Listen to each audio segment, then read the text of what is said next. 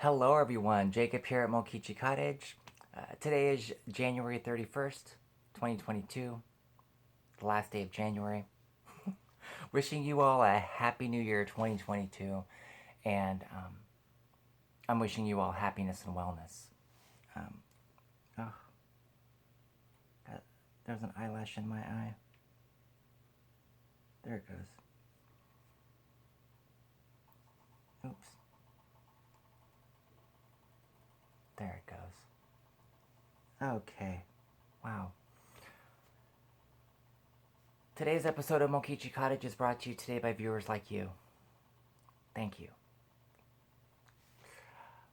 2021 retrospective. Um,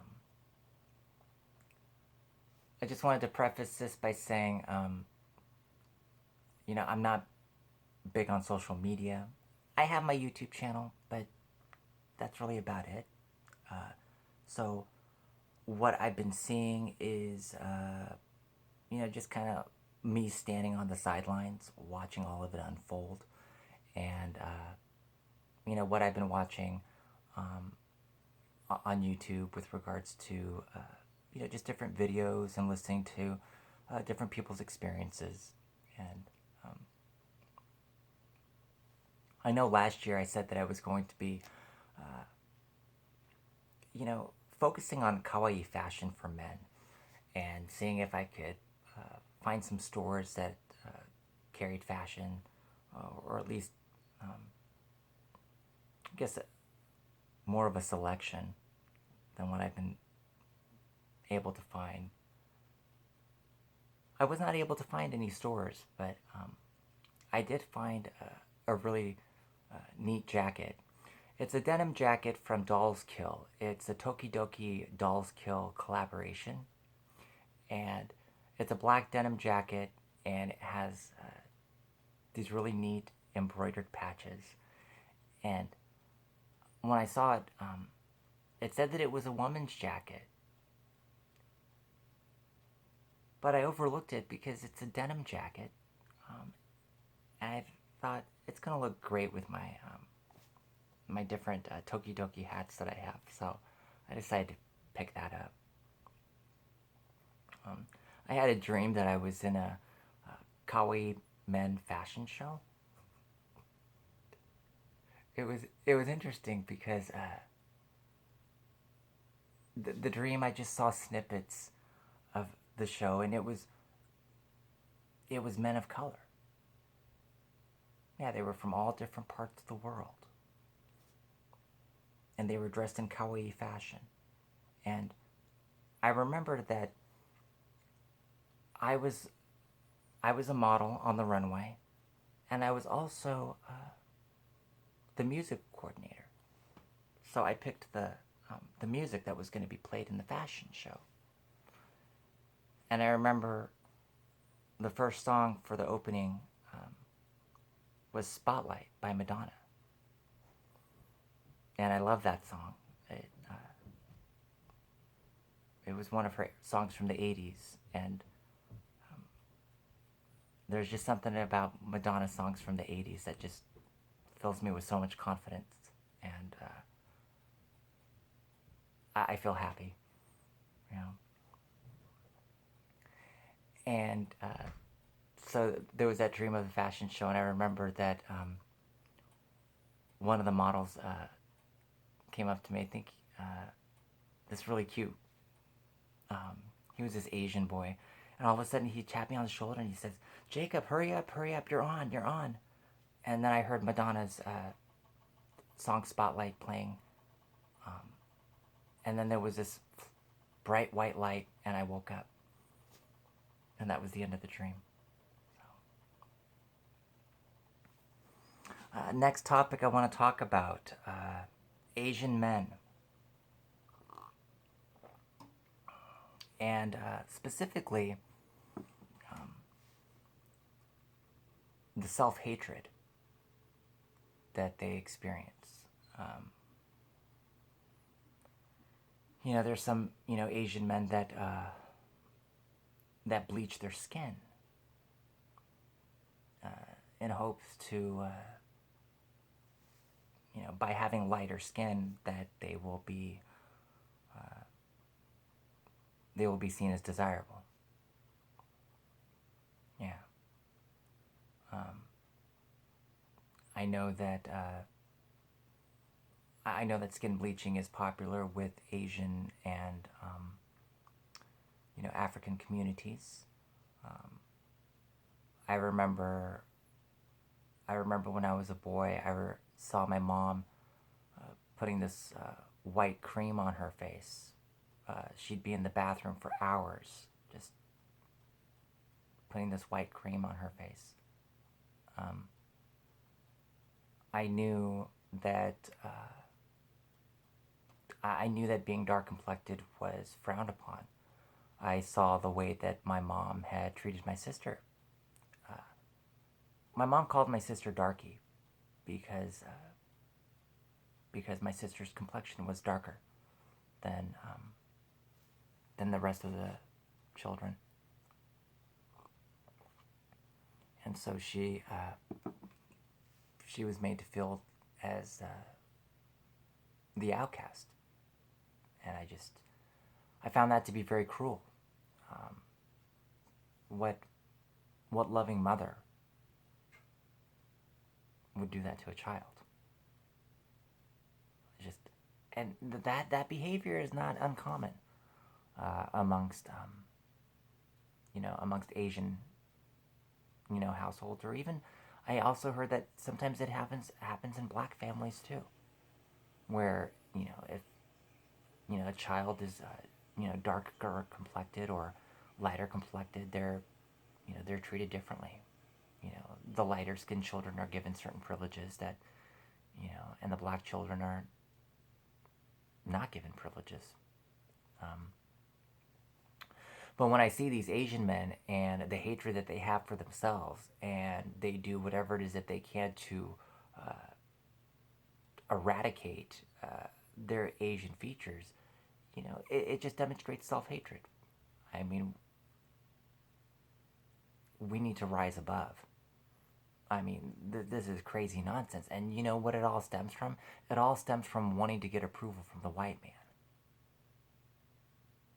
Yeah.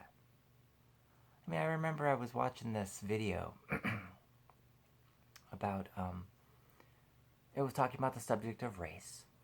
And it was this young Asian man who's gay. He's from Australia. He's an Australian-born Chinese. And he was talking about how on social media that, there's a lot of mean things that people say about Asian people, especially in the gay dating world.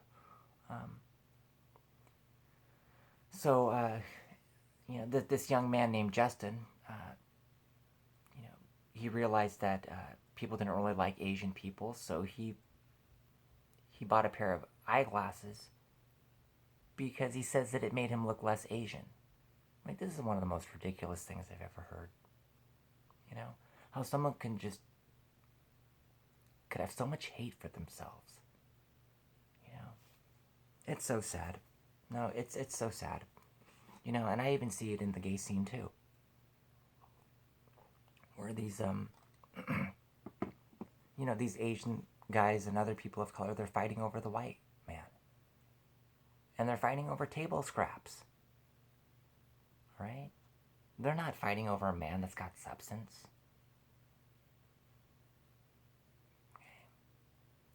I mean,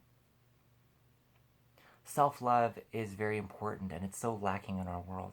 It's like I see it with the Asian people. I even see it with the trans people. Yeah, I don't see self-love with that group of people either. Yeah. I see a lot of darkness. And I see the darkness spreading. Yeah. When I was approaching this video, I said, how do I go about this with compassion? Because as I started to read up on trans and what that was all about, the underlying core issues, traumatic childhood. Many of these people come from dysfunctional homes. There's a lot of screaming, a lot of yelling, a lot of unpredictability. This is a terrible environment for anyone, but especially a child, to not have a stable home environment. As a part of these traumatic upbringings, there's abuse, emotional abuse, physical abuse, sexual abuse, spiritual abuse, a combination thereof. How does that affect one's well-being and their spirit, how they see themselves and the world around them? So they find themselves, wanting to,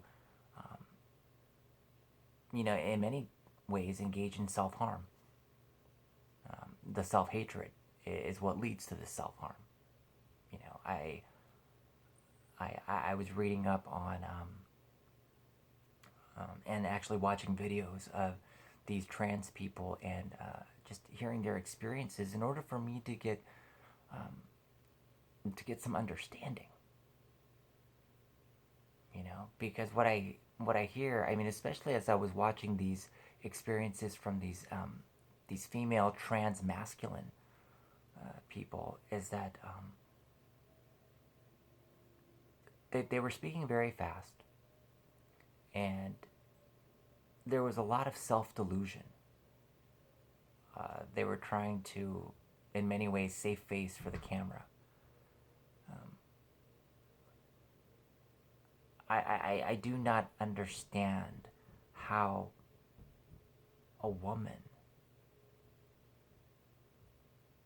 who goes down this path of being trans starts taking testosterone, acquires pseudo-male characteristics, maybe has surgeries. She identifies as a gay man, and she wants to be seen and be attracted to gay men and have other gay men be attracted to her. I don't understand how this holds any traction. I don't understand. And the way that these gay men are being bullied by these female trans masculine people because they're not interested. And for obvious reasons.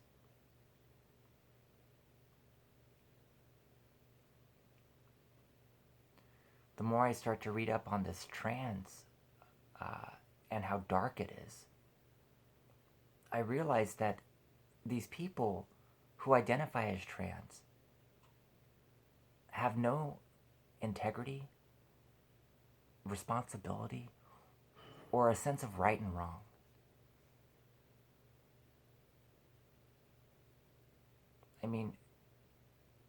Integrity for oneself, for your body. When I see the trans movement, I see blatant ultimate dishonor. Dishonor to yourself, dishonor to the goddess energy of the universe, the mother of all creation.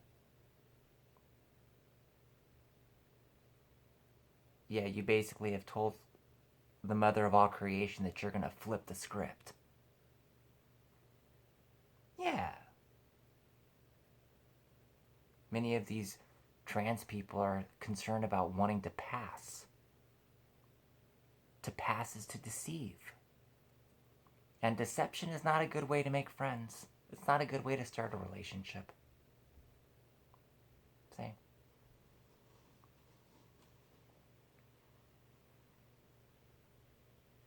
Self-love leads to personal transformation. Because trans people do not like themselves. Trans people do not like other trans people.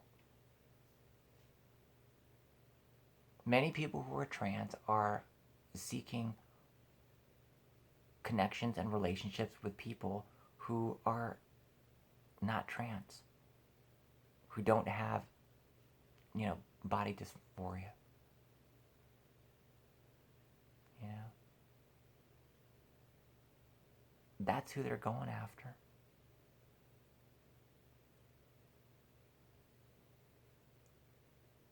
I don't understand in terms of how someone can have such a hateful, abusive, vile relationship with their body and then demand people in the outside world to respect them.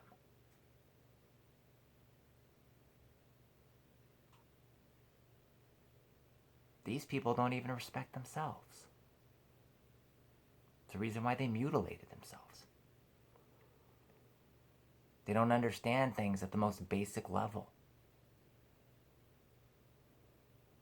I mean, the hormones in the surgery are essentially interfering with the natural flow of your bodily processes. How in many ways it affects, one's cognitive ability, one's ability to think and to reason. I mean, I see a lot of, it's called reduced cognitive bandwidth with these trans people. They're not making good decisions.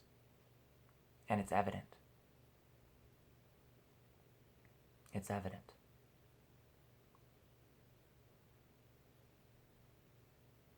Self-love leads to personal transformation, where you love yourself enough to realize that the self-hatred has led to jealousy of the opposite sex.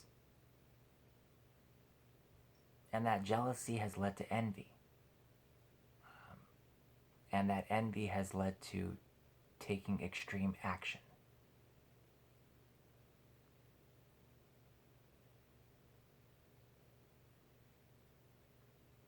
Hormones and surgery are not the answer. It's just a cover-up. I mean, it's like putting a Band-Aid on a broken leg. You gotta take the Band-Aids off. You gotta reset that leg. And yes, that's gonna be very painful. But you gotta do it. Yeah. Because what happens when the upkeep of being trans just gets so overwhelming and exhausting that you can no longer deny it? What are you gonna do?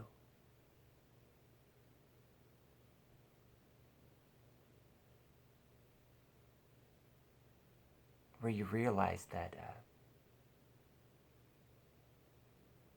the scars,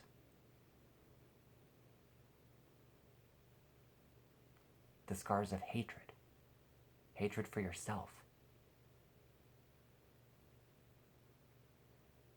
the scars of envy,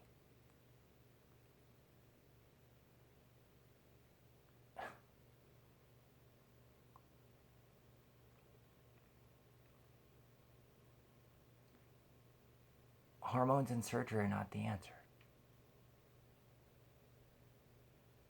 Self-love is the answer, where you love yourself enough to enter cognitive rehabilitation, an intensive, extensive program where there is guidance and tools where you could develop skills to navigate those dark, traumatic spaces in your life, where you can go deep into your past and to uncover those traumatic experiences and to ask yourself, how did that affect me then? How does it affect me now? And what positive steps can I take to move forward and put that behind me? So it's no longer a burden, and it's no longer something that I have to cover up and run away from. Because no matter how many times you inject yourself with hormones, no matter how many surgeries you get, there you are. You have to live with yourself. Through this process of loving yourself, you start to elevate your thinking. And you separate yourself from all these ideologies and these theories, and you become your own person. And when you become your own person, you have a new attitude. And when you have a new attitude, you're able to gain flight into the world of possibilities. Because once your attitude changes, well, so does your altitude. So, the message that I wanted to leave all of the viewers is this. Love yourself more today than you did yesterday.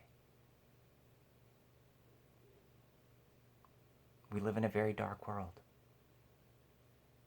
So many people have normalized things that are just horrible. What have you normalized?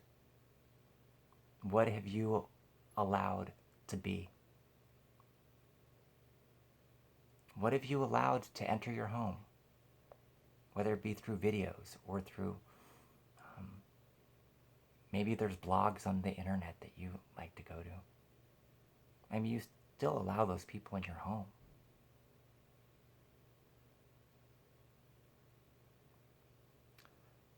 So I wanted to go ahead and close this video.